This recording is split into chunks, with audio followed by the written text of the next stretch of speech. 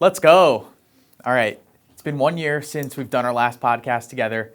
2 years since you've been running the business. We're in January 2026. 3 years ago, we started working really together at AFC Mortgage Group.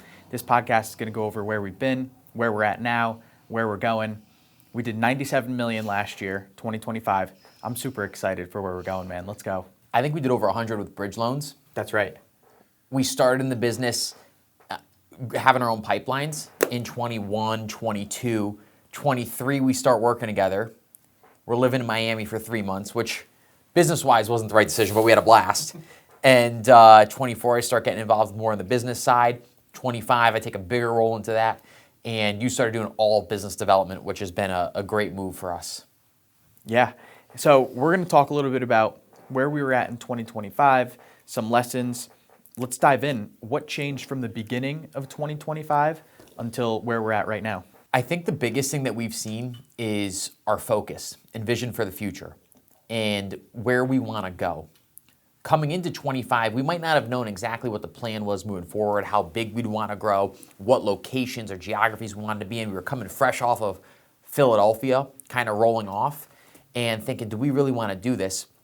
But realizing we do, we just went about it the wrong way. It's very hard to connect Connecticut to Philly, nothing in between.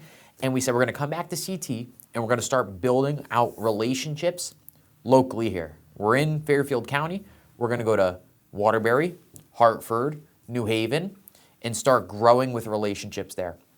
And our loan volume increased, and the amount of people that we've helped increase, and relationships increase at different boards of realtors, different agent partnerships, different financial advisors. We had some great growth with the LO team in volume from what they did in 2024. And so focusing on Connecticut, being local, focusing on education and purchase business was huge for us. Mm-hmm. Talk a little bit about the standards that came with the vision that we set out for the next 3, 5, 10 years. Yeah, the biggest thing, and we'll dive into it a little bit later, is being committed to growth. We want people that are determined and that want to get better. And it's following a calendar. If you have goals for the year, what do you need to do quarterly? What do you need to do monthly, weekly, and daily to grow, both personally and professionally? There's certain things that need to be done, whether you want to do them or you don't, that has to happen. And standards sets the tone for the people that work at the company, the business partners that want to work with you, the clients that want to work with you. Having our sales process built out, documented, here's what we do, here's why we do it, and here's why it's successful. Those are some of the things that we built out in the last year. Mm-hmm. A lot of systems, going from doing things one-off to putting things in place. Yep. Let's talk a little bit about the systems, especially on the relationship side with some of our business partners.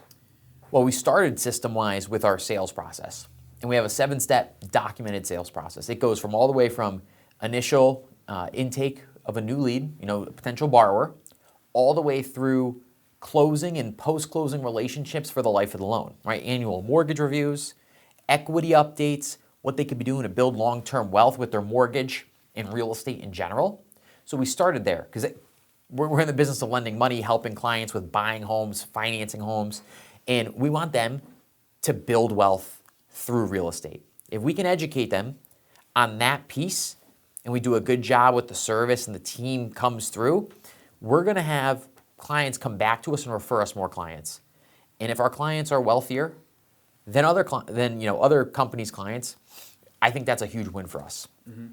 That's on the actual sales side.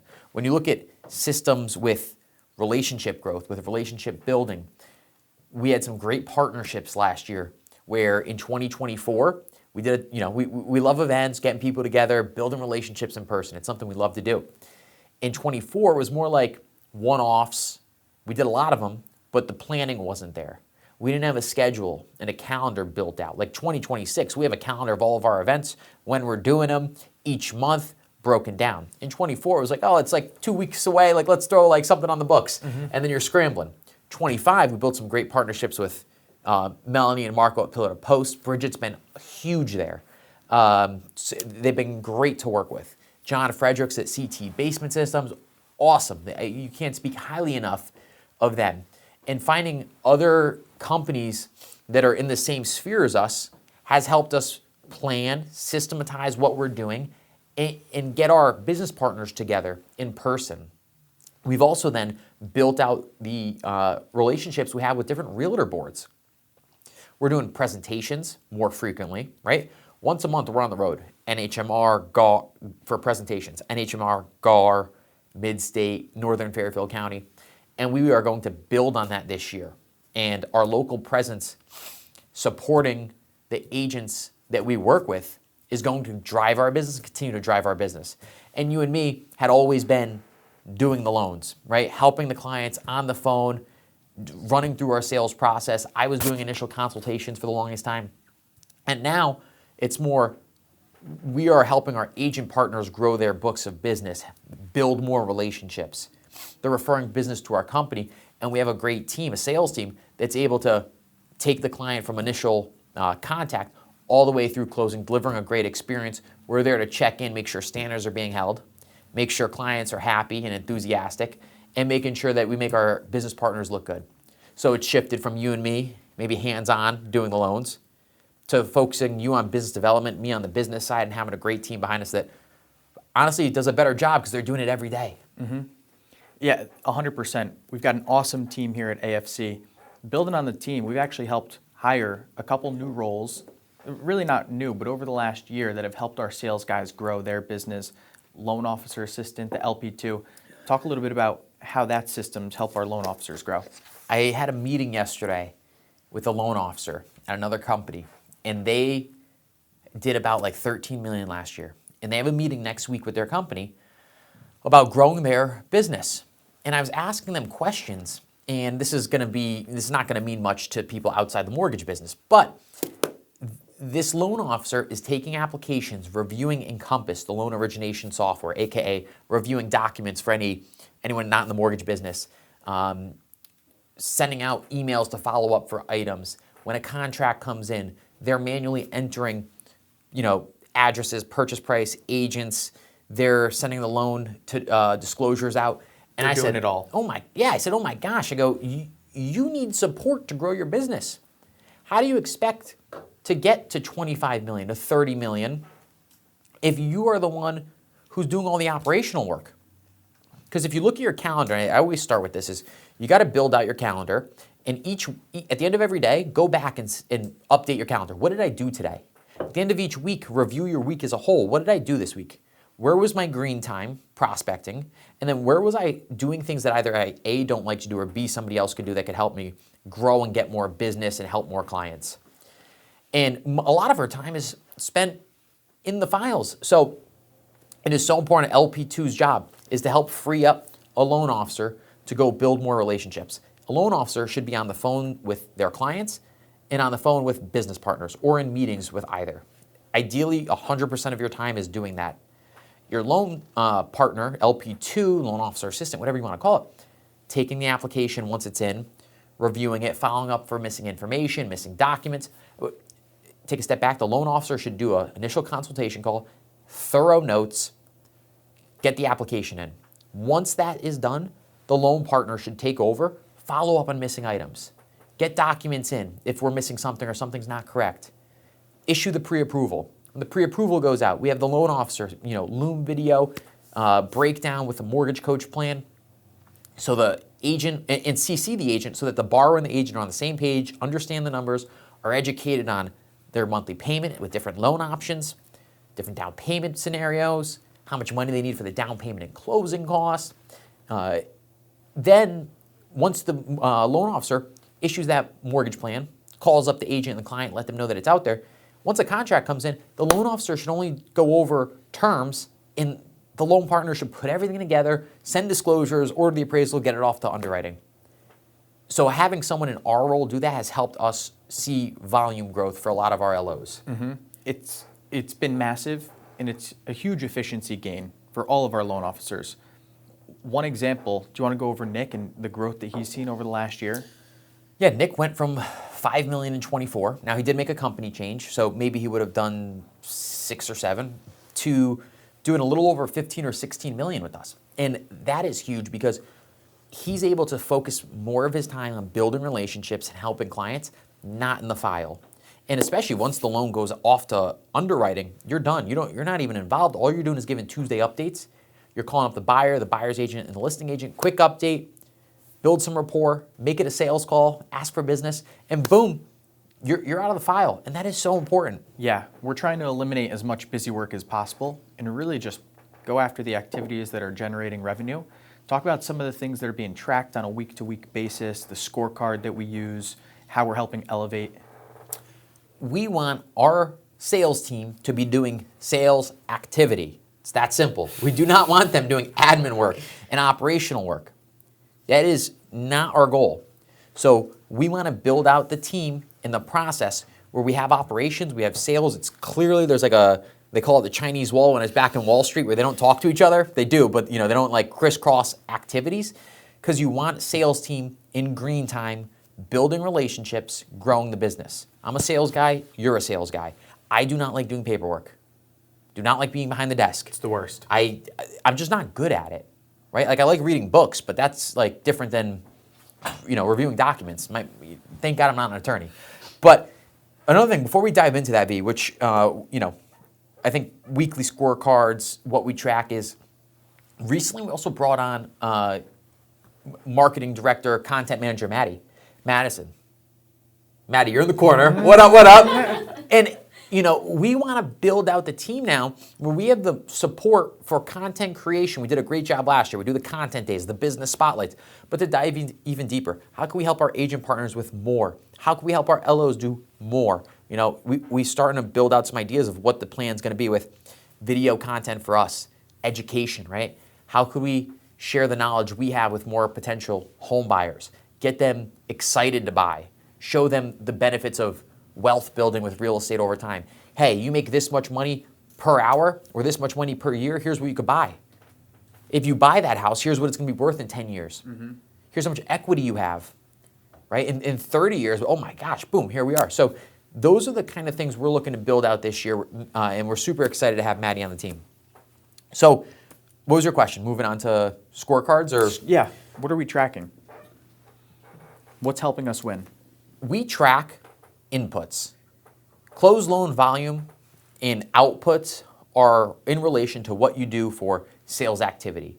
So for us, conversations with our business partners, leads, pre-approved clients, past clients is so important, because phone calls drive business. They drive meetings and appointments, break breads, whatever you want to call it, which is so important. That's an opportunity for you to get one-on-one with someone, dive into their business. We'll talk about what to do, how to schedule those calls, how to schedule those meetings and what to do.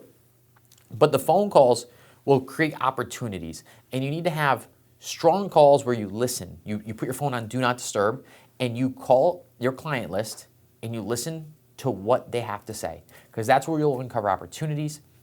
People might say, oh, my cousin's doing X, and boom, that's like a chance to help someone. So we track phone conversations, break breads, open houses attended or hosted on the weekends. We track events that we go to. Those are the big ones. Those are our inputs. And then we have our outputs. Our outputs are going to be leads generated, applications, credit pulls, pre-approvals, locks, closed loans. And you can see as you go through the process, if there's any fallout, where there might be places to improve. If you have 8 conversations a week and no break breads, you don't have enough activity. But if you're putting up 60 to 70 conversations, 3 to 5 break breads, you're going to 1 to 2 events and hosting an open house on the weekend, you're going to generate leads.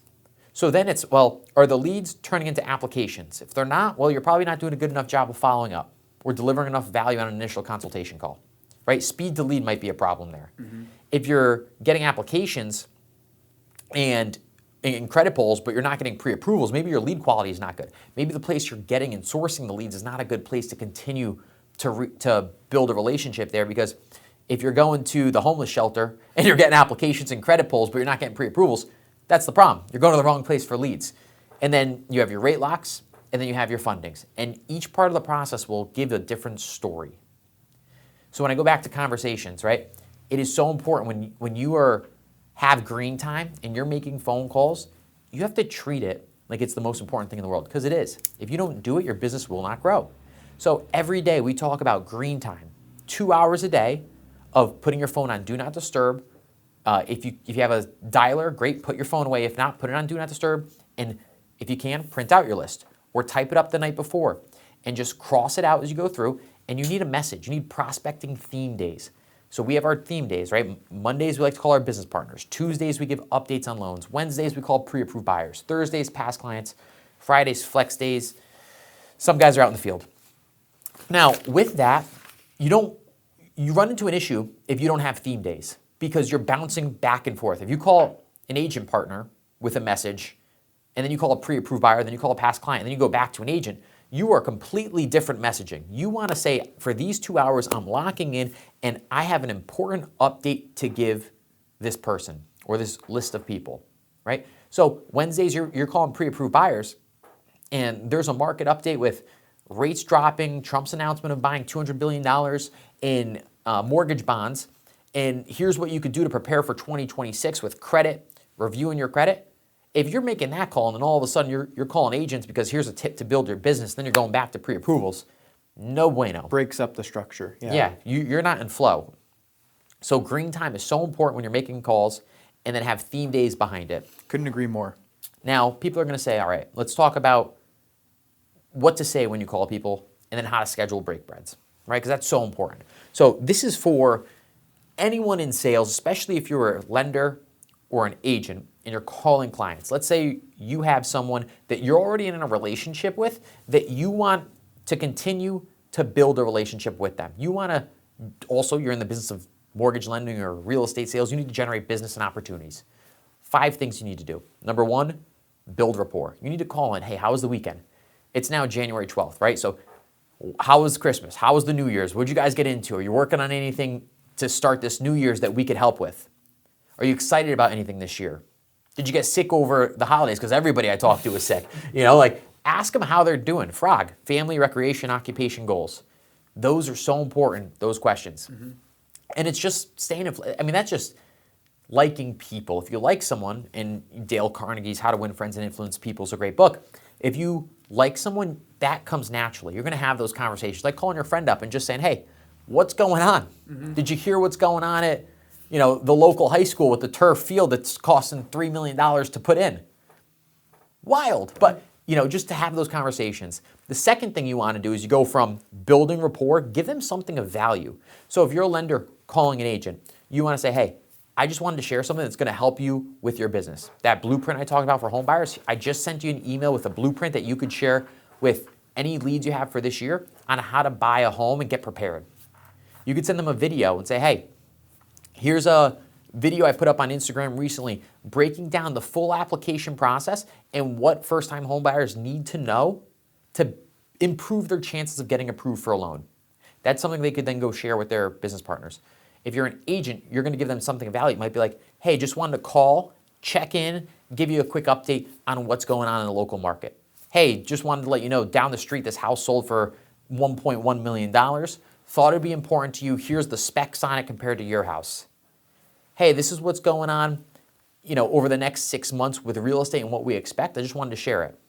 So give something of value that leaves them either an opportunity, if it's business to business, like lender to calling an agent, to make more money or save them time. So for us, market updates are great for that. Ways to help their clients, past clients, with saving money opportunities, like rates might be dropping. Hey, here's a tip on home equity lines of credit that might help a client with credit card debt that wants to buy an investment property, pull money out for a college school. Here's how a home equity line of credit works.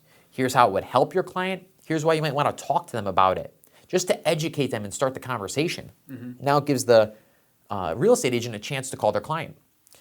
As an agent, you're calling the client to give these things something of value because it keeps you in front of them. And it's not just like, oh, they're calling, I got to pick up the phone. Now, the third thing, why we do events and why they're so important is you want to invite them to something. The person you're calling, if you build rapport, give them something of value. Hey, by the way, wanted to invite you to cigars next Wednesday. We're doing at the Owl Shop. Hey, wanted to invite you to our business partner dinner we're doing next Saturday. Would love for you and your husband or you and your wife to come. Hey, we have a past client event coming up that I would love for you to go to. Now, those are all things that we host. right? But if you aren't hosting things, that's okay too. You need to start somewhere. So when we started, Vito used to call people and say, hey, I'm going to the economic development meeting. I'm taking notes.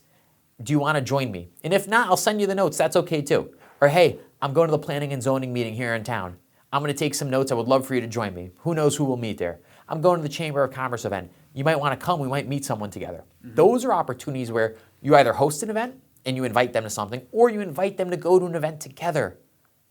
And that could be lender to agent, could be agent to home buyer. It could be like, hey, somebody just did a vision board class recently where they hosted a vision board party. Great. Or hey, let's go to I'm thinking about going pottery making, Lou Ciambriello. Do you want to come with me? Just things to get people out. People love doing stuff. Everybody's home since COVID. They don't do anything. So get them out. Get them in person. And with events, if you're hosting events, you get to call to invite people to something. You get to see them at the event. You get to follow up. And you get to follow up whether they come or not. It's a great touch point. And one of the most brilliant things I would say about being in the sales business is relationship building is a lot of it's just touches.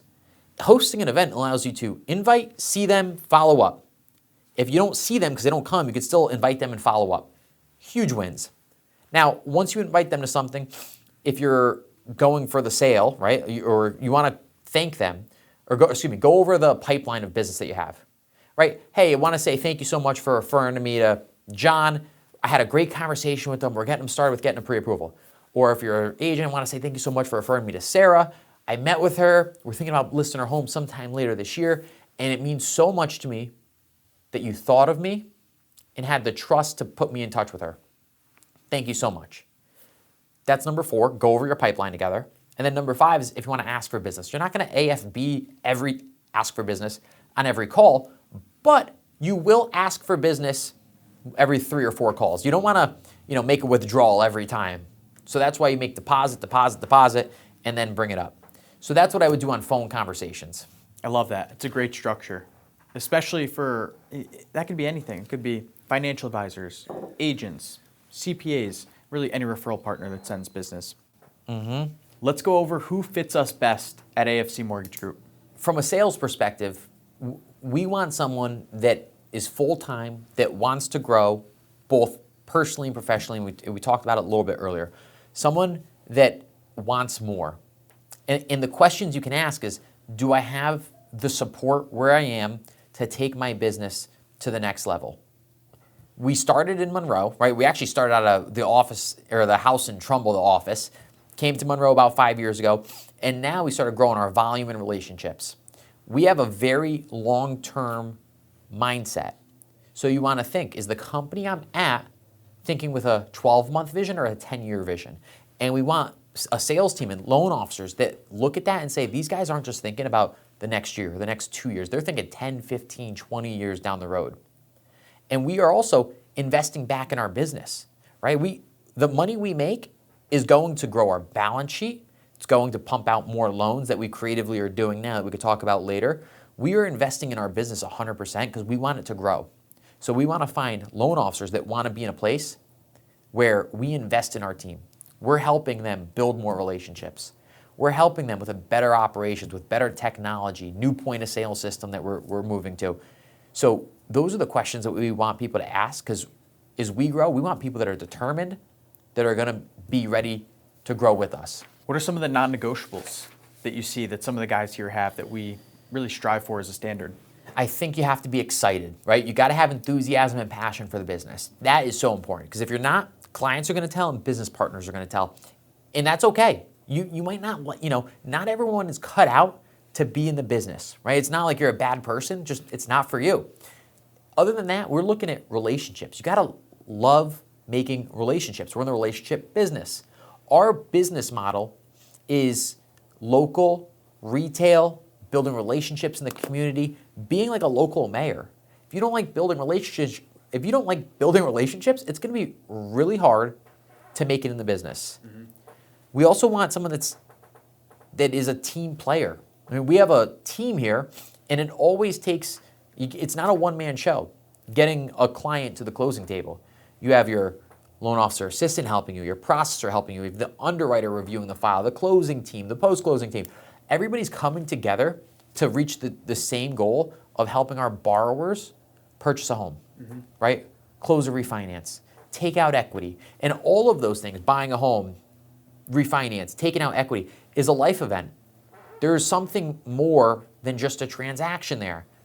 Couple just got married and they want a house to grow their family, right? Cash out refinance. Somebody needs to pull money out to consolidate credit card debt because financially they lost their job, or their spouse lost their job.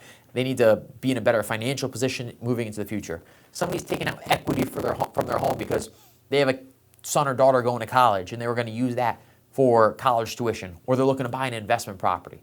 So it's looking beyond the transaction and understanding the relationships are so important in our business. There's a ton of emotions involved. Yeah. That's why it's so important, I think, to bring in education. What are some of the things we do on an education front to help buyers win? One sec on the education piece, because I want to mention integrity and responsiveness. Responsiveness is so important. You need to be on top. If somebody reaches out to you, they don't want to wait a day to hear back. You get a new lead within the hour. You need to be reaching out to them, letting them know, hey, thank you so much for the introduction. Let's schedule a quick time to hop on a introduction call. Thank the person that referred you, because it's so important that they trust you with the business. And two, reach out to the client and schedule time to put something together. And then integrity goes to what I said earlier about the long-term time horizon that we have. We're thinking 10, 15, 20 years down the road. We want to grow our business and we want the right partners. We want the right sales team, the right ops team. If you think in 6 months, 12-month time horizons, you might do the wrong thing for the client because it might put more money in your pocket today than what is right for the client long term, which will help you build a relationship. So those two things are so important. I didn't want to skip over those. So you asked about education, right? What do we do to educate our clients? Well, our sales process is so important. We do an initial consultation call with every client that breaks down everything that they need to know about buying a home. What's going to be their ideal monthly payment? How much money are they going to need for the down payment and closing costs? What price point should they be looking in? We go over credit, income, and assets. So minimum credit scores to buy a home. Average credit scores we see. Here's what the top tier is. Here's what goes into a credit score. Then we look at the borrower's credit and see if there's an opportunity to increase their credit score. Can we pay off credit card debts? Is there any charge-offs or collections we need to worry about? Here's what we could do to put you in a better financial spot to buy a home. We just got referred to a client, well, not just, we just closed a client in December that was referred to us in April by Stanley Martone, and the client needed help with their credit. It was like 560 when we met them. We have a great credit repair company that we work with. We connected them after our first call and conversation because it wasn't as easy as just pay off a couple of credit cards and see your score go up 20 points. And we ended up closing in December after about 6 months. They went under contract in mid-November with a Chaffa time-to-own FHA loan. They got $25,000 for the down payment and closing costs. Great grant program that we did not just write them off because they had bad credit. We stuck with them. We put a plan in place. We connected them with the right business partner. And then they were able to buy a home with a grant program that most people would have probably given up on them when they had that first conversation. So we don't write anybody off. We put a plan together, we stay in front of them, we check in, what can we do, do you have any questions? Okay, once things are ready to rock and roll, here we go, let's pick it back up. Back to the credit piece, people want to know like, hey, interest rates, how are rates priced? And most people don't know that there's credit bands.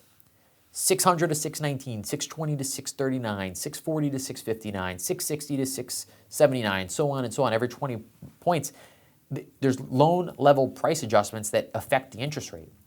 So if you have a 650 score and you get it up to 675, boom, you just jumped 2 bands, right? Or a band. And that's going to improve your credit. So we're saying, here's what you could do to get your credit up. Here's how it affects your interest rate. When we look at your income, we go over debt to income ratio. You make $10,000 a month. You can afford, 50% you qualify for 50% of whatever you make monthly in gross income for total debt payments, which is $5,000 per month. You don't have any debt, you could qualify for a $5,000 per month mortgage. Well, if you make $10,000 in gross income after taxes, it's probably like $7,500, maybe like $7,000. You're gonna be house poor. It's the worst thing you could do. So we have the conversation. You might qualify for this, but you probably can only afford closer to a 30 to 35% debt to income ratio. So your mortgage payment should be at the most $3,500. And those are conversations we have with educating clients on the income piece. And then we talk about assets. The biggest misconception with first-time homebuyers is borrowing against the 401k. One, people don't know about it. And two, they think there's a negative connotation to it. If you take the money out of your 401k, you have a penalty, right? Usually 10%, and then you have to pay ordinary income taxes. If you borrow against it, you do not have any penalties. There's no taxes paid. You pay yourself back with interest to yourself, to your 401k. And usually most plans, it's 50% of whatever's in your 401k or 50,000, whichever is less. So if you have 150,000, you can only borrow 50 grand. If you've got 50,000, you can only borrow 25, right? 50% or 50,000, whichever is less. But that allows first-time homebuyers to stay liquid, right? Keep cash on hand. You might need to renovate a home. You might need to furnish a home. A lot of people don't know that.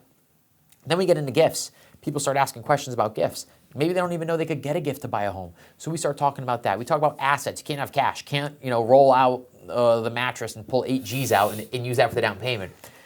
So letting them know, as long as we could trace it, as long as it's been seasoned in your bank account for 60 days, we're going to be able to use it. And that's where when we start having those conversations and we start educating clients about these different things, they're going to raise their hand and say, wait, what about this? And it opens up an opportunity to dive a little bit deeper and ask them questions and educate them. So that's the biggest piece of our education component. It starts with that initial consultation, and it jumps to when we do a pre-approval congratulations call. We actually switched it to a Loom video, and it works unbelievable with a mortgage coach plan. We break down what your monthly payment's going to be. Principal and interest, taxes and insurance, mortgage insurance, HOA if you have it. We break down when is that PMI going to fall off, if it ever will. There's talk about FHA potentially getting rid of PMI after you reach 20% equity. We talk about cash to close, how much you need for the down payment and closing costs, right? And we break down 3%, 5%, 10%, 20% down. We break down conventional versus FHA. We roll out the options for a client because the more they know, the more educated they feel. They're not just given something. They're a partner in the decision making, which is so important. We go over, if you were to pay an extra $200 per month towards this mortgage, instead of paying it off in 30 years, you pay it off in 25, right? They want to see that. That's information that's so important. We say, if you were to continue to rent today, instead of buying and waited 3 years to buy, here's how much you'd pay in rent over the next 3 years. If home prices go up 5% per year, like they have in Connecticut, gone up more than that in Connecticut, here's what the house you're buying is going to be worth in 3 years and what the new down payment and mortgage payment is going to be. We educate them on the cost of waiting to buy, right? Some people say, oh, I've only got 5%, I want to save for 20% down. Okay, that's fine. But let's show you the plan. If you buy today at 5% down, here's your payment. You wait 5 years to save the 20%, boom, here's your new payment. You would have been better off buying at 5%, and because the home price is going to be so much more expensive. So all of those things we do to educate our clients. So they give us a scenario and we say, great, we're going to run a plan, we're going to send it to you. We include our agent partner so they're in the loop and they understand what's going on and they understand the mortgage plan so that we can work as one team, one goal, help our client get into a home. Because if the client gets into a home and wins, we win and our agent partner wins. Mm-hmm. Absolutely. Education leads to empowering, and it doesn't stop when they close. We're doing the post-closing call. So talk a little bit about following up with clients after they close, what we're doing to educate them, what that process looks like. So sometime 7 to 30 days, usually like 2 weeks, I think is a good time point, is you want to make a call to your client to let them know that you might be transferring the servicing or servicing might be reaching out. You are still the point of contact and you're there to answer any questions because you know their full financial picture. Somebody else might be calling them, but it's just trying to make a quick sale. You're building a long-term relationship with your client and you want to help them build long-term wealth. So this call is to educate them on the next steps. You want to talk about first payment. So if they close today, it's January 15th. Their first payment's not going to be till March 1st. You want to talk about potential spam mail because a lot of people get spam mail, think it's coming from the mortgage company when it's a mortgage insurance or life insurance trying to be sold to them. You want to talk about if you're in a state with homestead taxes, talking about transferring, or setting up a homestead so that you get a lower tax rate. You want to give them information that's going to prepare them for the next 6 months, right? The next year. You want to set up then. Also, by the way, I'm going to touch base probably in like 6 to 8 months about setting up an annual mortgage review call to go over any changes in your life any changes you might need with your mortgage. Make sure it's still serving you at a high level. That call 2 weeks after closing lets your client know that you just didn't forget about them, that you're going to stay in front of them, that you're there for the long term. Love that. On top of that, we're reaching out after we close for events that are happening, inviting them to local events, any opportunities that we think they would be good for their family, fairs. We stay in front of our clients by, we do let's say a video on home equity lines of credit. We're sending it to our clients, say, hey, this might be a fit for you. If you have questions or want to know more, let us know. We'd be happy to set up a call. Right? Educational things that we could send out. The HELOC, you could say, hey, rates just came down. This might be an opportunity for us to look into refinancing together. I just had a client buy an investment property. Here's what the numbers look like. Here's how much money they needed. Here's how much money they're going to make after the mortgage payment. I wanted to share this case study with you because you might be interested, and if you are, I'd be happy to set up time to connect. Those are all things that we could stay in front of our clients with, keep the relationship alive, and continue to add value. Mm-hmm. When I talked about it earlier with build rapport and then give something of value, it could be case studies. You should be creating case studies of successful clients that you've helped and share those with other people. Leads, pre-approved buyers, past clients. It shows social proof that you helped someone. It's a reason to touch base. So it's so important to add that piece. Mm-hmm. And it'll generate more opportunities for us and our partners. For sure. Oh my gosh. So I want to say too, events are so important, right? Like you give something of value, and to call, it's great to stay in front of them, but hosting the events for business appreciation is so important. We did the Christmas tree event at Hickory Hill in Cheshire. We had 45, 50 clients come out. That was an awesome day. Now that's in person, so clients from Stanford aren't coming, clients from New Jersey aren't coming, but the people that are local, we gave away Christmas trees, we bought them from a farm that supports us, that we want to support, and getting someone in person builds the relationship even deeper. It's a chance to connect, check in on how everything's going, see if there's anything we can help with, reason to stay in touch, and just honestly say thank you, like for supporting our business and helping us grow. Mm-hmm. And then we did the summer happy hour, or not happy hour, summer soiree, I don't even know what you'd call it, but party at our house. And that's another way to just stay in front of clients, invite them. It's in a different market. You get different people to come out, and everything's just about building the relationship further. And to build a relationship, you need touch points, and getting face-to-face is the best way to do it. Building relationships, friendships, going deeper with agents. What are some of the things we're doing with our partners on top of events to help them dive deeper? So on top of the events we do events with agents as well, right? Like, so we might do sponsorship opportunities where we're doing a private client dinner with joint clients. That could be something. Or if they're setting up, they're going to be at the local Oyster Fest, and we want to be there to help them and us meet new potential clients, we'll sponsor that and be there because it'll help us both get in front of more people. Outside of that, though, we do a ton. We have our content days where we help agents shoot educational, informative content that they could then share with their sphere, their leads, their pre-approved clients, their past clients, people that refer them business. We have business spotlights where we help you do a great job of helping agents go out to local businesses in their community and shoot business spotlights. Restaurants, clothing stores, you did office space before. Gyms.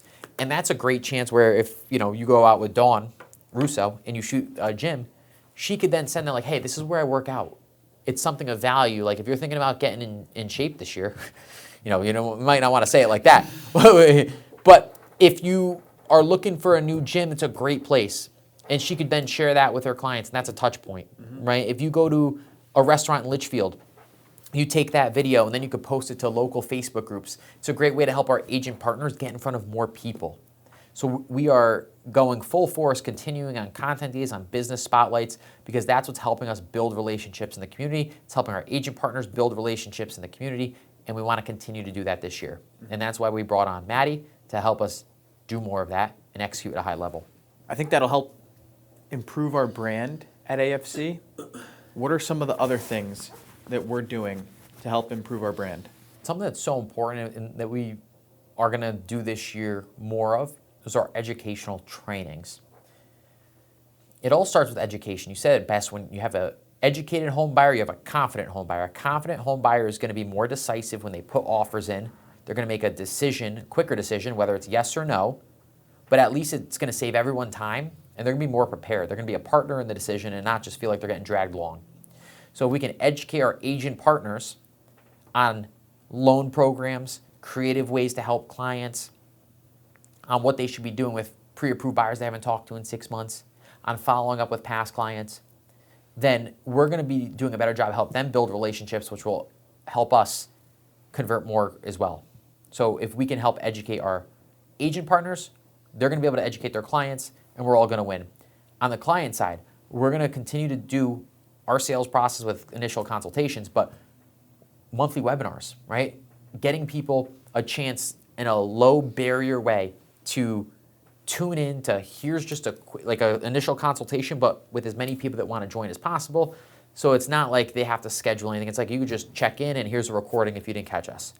That's going to be huge because that's just diving deeper into education. What else are we doing for our LOs to help them win in this market? You have to roll out a full strategy on how you're going to generate business opportunities, right? To be successful, you need to be able to generate business. So we could talk about the events we host, or how our sales process will help them get in front of more people, our educational trainings at Board of Realtors, at offices, how we put them in the room with the right business partners. One thing that I think is huge that every loan officer should be doing, because it puts you face-to-face with actual home buyers and helps you build a relationship with agents, are weekend open houses, or even weekday happy hour open houses. Because if you go to an open house, you're going to meet people that are actively looking to buy homes. It's a chance to connect. Maybe you meet a buyer that is not represented, has not got pre-approved. They might have been pre-approved, but they weren't educated. They might have been pre-approved, but they're not happy with their lender. They got pre-approved 9 months ago, but they need an updated pre-approval.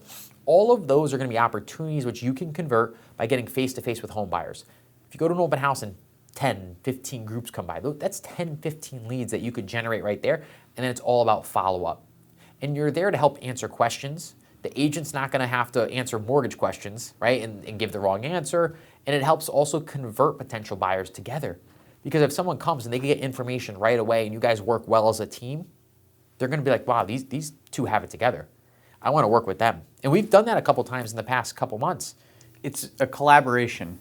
And the home buyer, the person coming into the open house, sees you two together as a united front.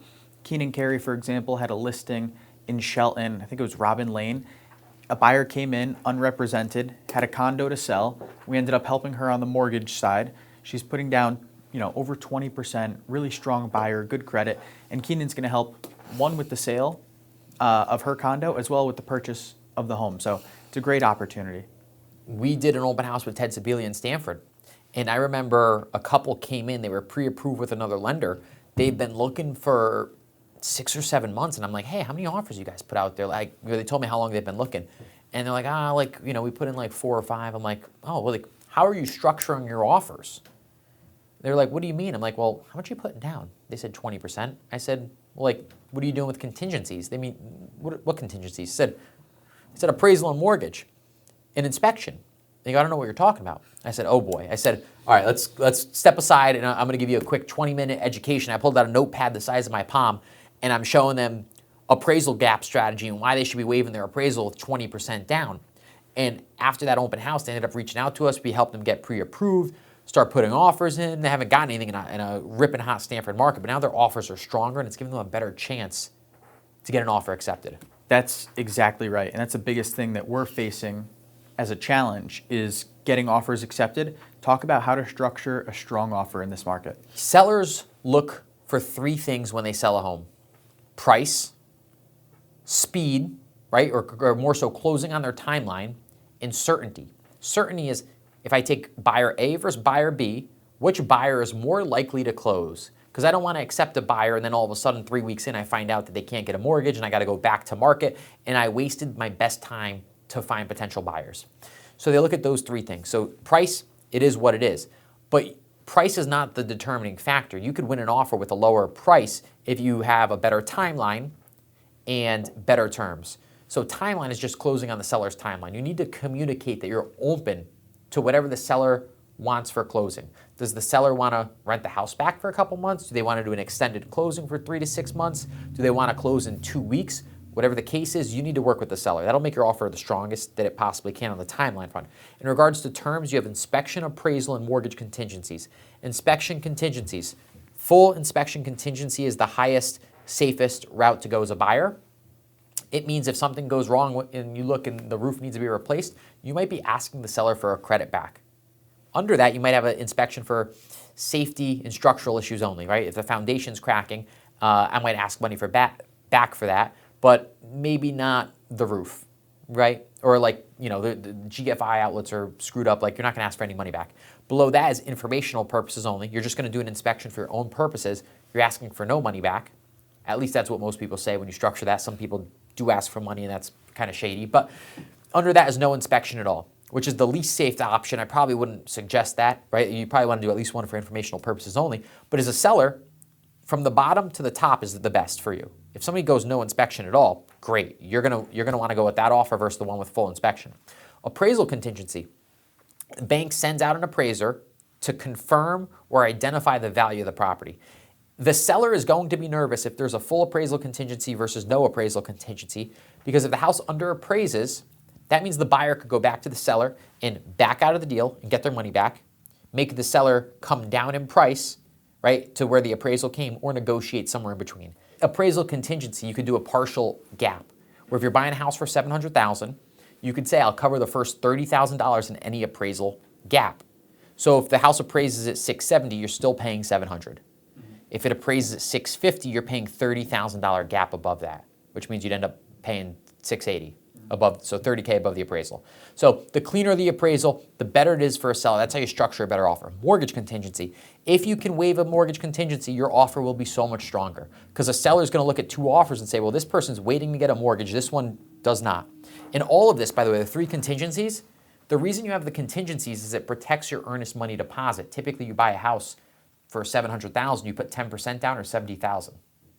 If you have those contingencies in place and you can't get a loan, let's say, or it under appraises, you get the $70,000 back. But if you waive all your contingencies, you lose the $70,000 if you end up not closing on the home. So a seller wants a clean offer.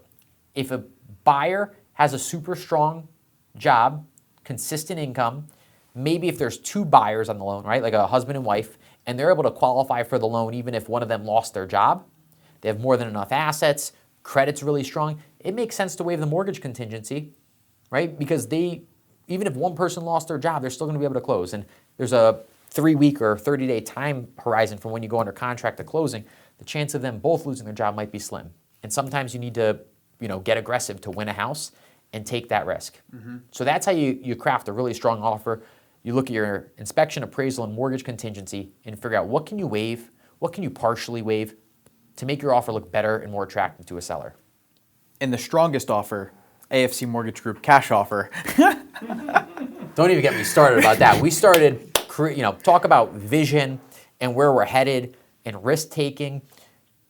Coming up with the AFC cash offer loan, we did about 40 of them last year. We did about 16 million in volume. And we only started in May, so I think 30 million this year is our goal. We should be able to hit that with no issue. Is helped us build so many relationships.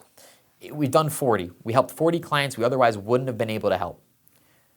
We worked with 40 buyers agents we wouldn't have worked with. We got a chance to work with probably 35 sellers agents, listing agents, because some of might have been double-ended. But that's over 100 relationships we had. We got a ton of Google reviews. We're over 400 and something right now. And by doing a good job for clients, we had they come in, they sign 3 documents and they're done. It's like easy peasy. It's convenient. It's stress-free. You get a conventional mortgage, it looks like that. You get, a AFC cash offer, it's like this, to sign the doc. So it's unbelievable, literally. Like it's like a float in the wind, like our attorney is like, oh my God, what's going on here? So it's being creative to help our agent partners help their clients win in this market. And we will continue to come up with products like that. We will continue to push that further because it helps clients, right? You go from a full Hubbard, which means you're in the bottom of the list, to a full cash offer, no appraisal, no mortgage. People are going to want to accept that offer. It's going to help people get in homes. It's just a game changer. It's unlike anything else out there on the market. There's other like cash offers, but when you actually listen to it, it's like they got to buy the house, then sell you the house. Some of these places are charging you an arm and a leg up front. Then they got a monthly payment that would make you go, oh my God, what's going on here? For us, it's no money out of pocket. It's no monthly payment. It's so easy. Everybody that's used it has had positive things to say, and we're just going to continue to push it. We're going to continue to bring on loan officers to help distribute this program to our business partners and to clients that need it.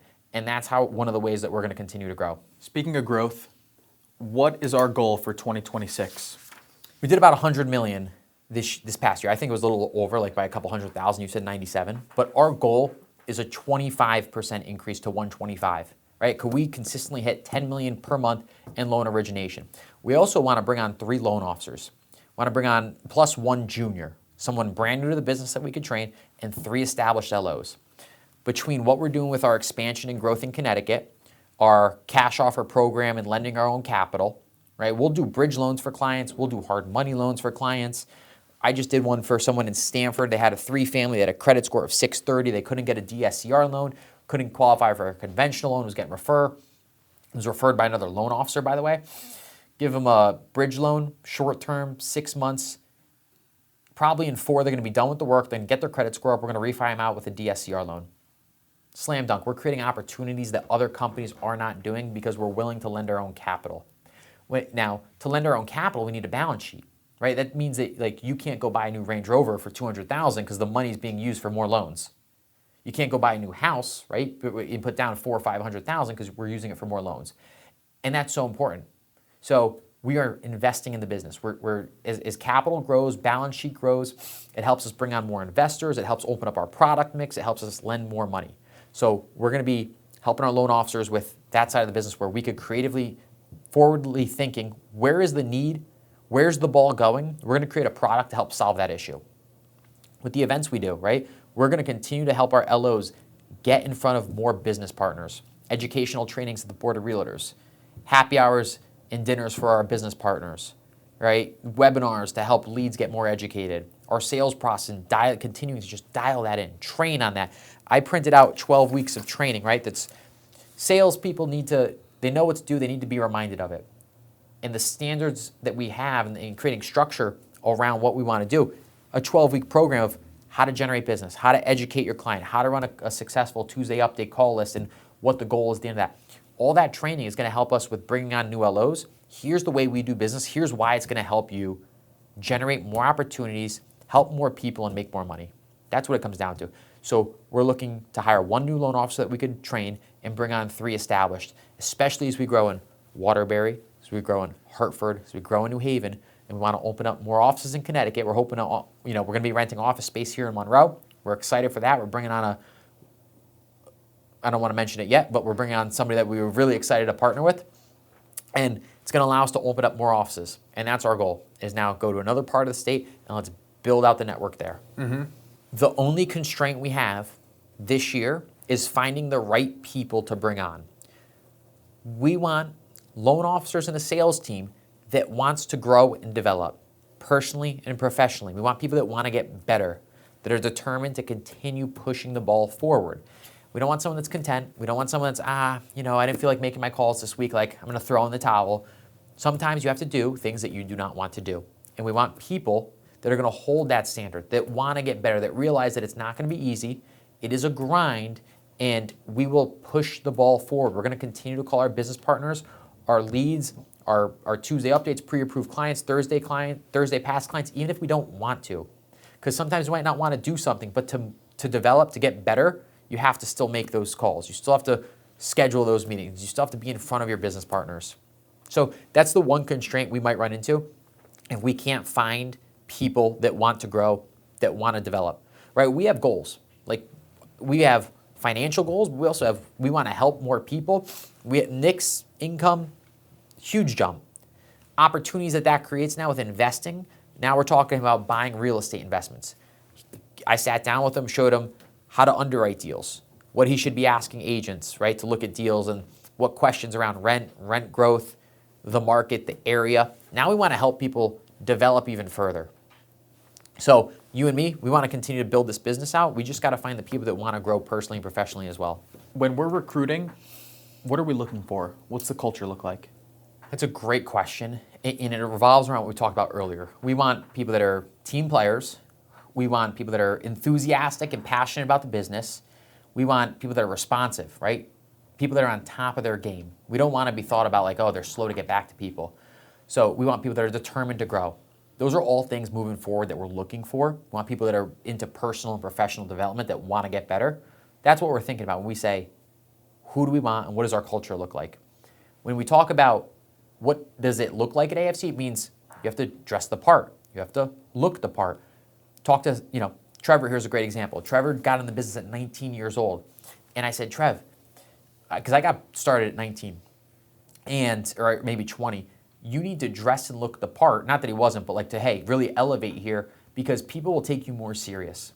And you have to do everything you can to give yourself an opportunity to win business, to get an opportunity, a chance to get referred someone. So we need to start with the basics, right? It's having a schedule. What does your morning routine look like? What does your calendar look like? What time do you get in the office? What does your calendar look like when you're in the office? Are you doing your outbound prospecting? Are you saving time for admin follow-up at the end of the day? Okay, great. Once you have that in place, then you could build from there. But we want people that are going to be serious about learning the craft and getting better at the craft. What do we not want? What's going to get you removed? We don't want part-timers, people that are lackadaisical about the business, people that are all for themselves. We want people that are, like I said, excited, want to be here, want to grow, have a vision to grow their business, right? They might have helped 5 or 10 clients last year. They want to help 25 or 30 this year. They want to help 40 or 50 the year after. They want to eventually be helping 100 families consistently per year. We want people that just want to get better. We want a team that looks around and says, hey, at our weekly sales huddle, here's the numbers I put up. And if they didn't put it up, why not, right? Let's hold each other accountable. Not in a bad way, but what is the issue? What's holding you back? And find out, because that's so important. If you're surrounded by other killers, you're going to want to elevate. It's so important. Talk about the 5 people you hang out with is who you become. You want to be hanging around with people that are doing better than you, that are pushing you to grow, that want you to excel.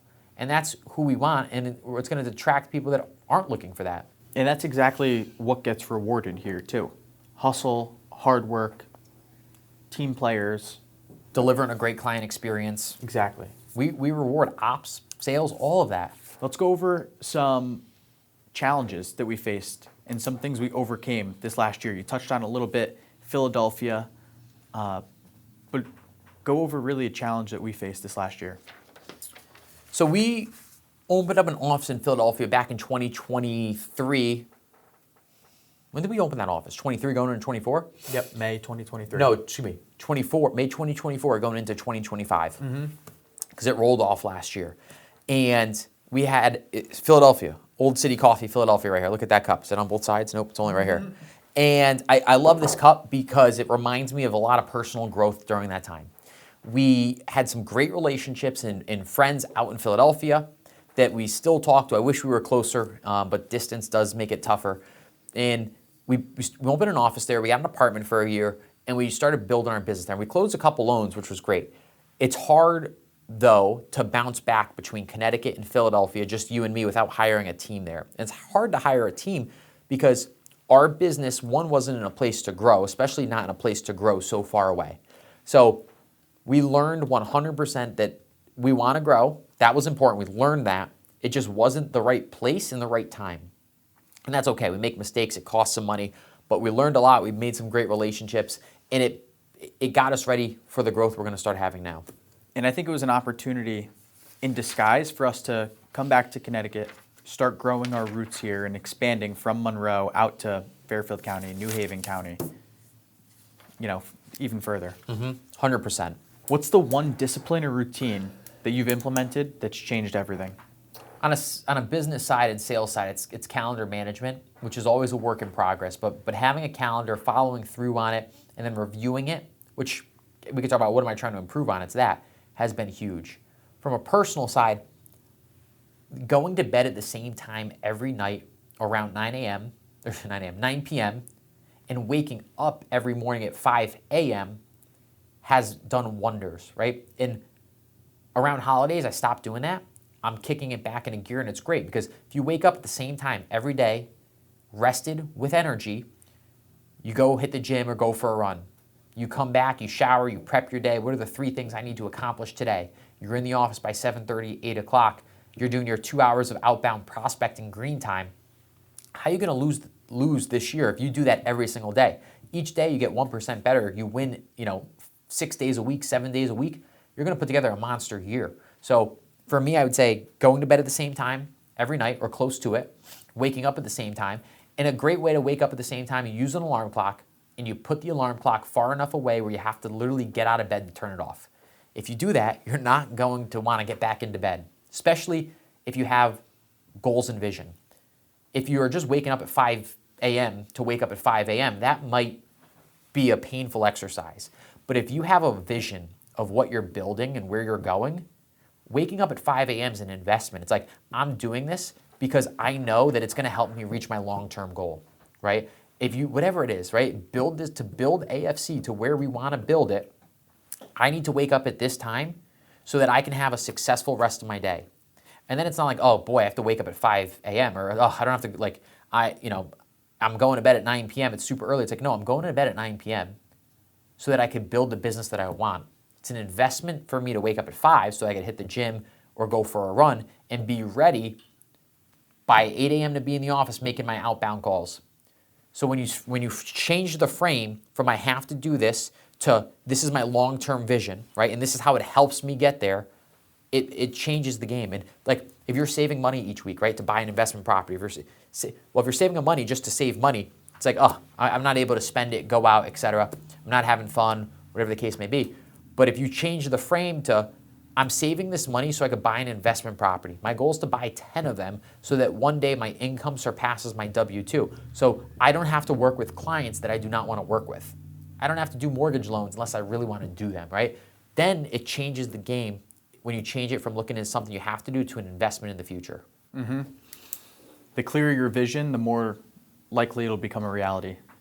100%. And you got to have a big vision and big goals. No, but I just want to wrap it up with, our vision to grow our business. We went to Philadelphia and we said it didn't work.